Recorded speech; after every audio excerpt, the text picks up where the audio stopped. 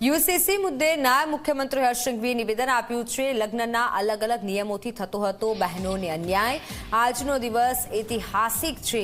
અનેક બહેનો આજના દિવસની રાહ જોતી હતી। આ બિલ બહેનોની સુરક્ષા કરશે। યુસીસી કોઈ એક ધર્મ માટે નથી, બધા લોકો માટે છે। દરેક પ્રતિનિધિ બહેનોની સુરક્ષા માટે સમર્થન કરશે। અનેક બહેનો આજના દિવસની રાહ જોતી હતી તેવું પણ જણાવ્યું।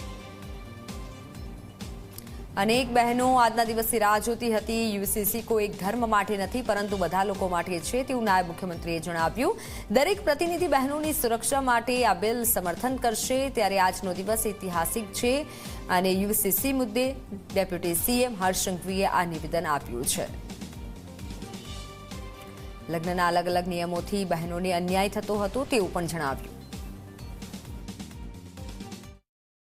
આજનો દિવસ એ ઐતિહાસિક છે।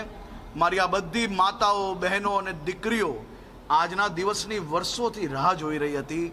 એ દિવસ, આ ઘડી આ સૌ બહેનો માટે ખૂબ મોટું રક્ષણ પુરવાર થવાનું છે।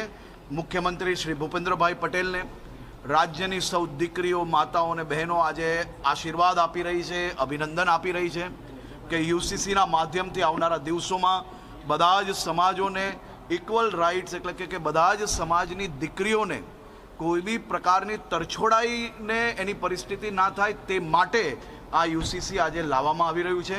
યુસીસી એ કોઈ એક ધર્મ માટે નથી, પરંતુ બધા જ ભારતીયો માટે એક સમાન છે। જરૂરથી બહુમતીથી, અને હું માનું છું ત્યાર સુધી રાજ્યની દીકરીઓ, રાજ્યની માતાઓ, રાજ્યની બહેનોની સુરક્ષાનો વિષય હોય, એમના હકનો વિષય હોય, ત્યારે બધા જ ચૂંટાયેલા પ્રતિનિધિઓ એમના વિસ્તારની બહેનો, માતાઓ અને દીકરીઓના હકમાં એક સમાન, એમના ન્યાયમાં સાથે, અને ખૂબ ઐતિહાસિક રીતે આ બિલ આજે પ્રસ્તુત સાથે સાથે પાસ બી થાય તેવો મારો 100% વિશ્વાસ છે।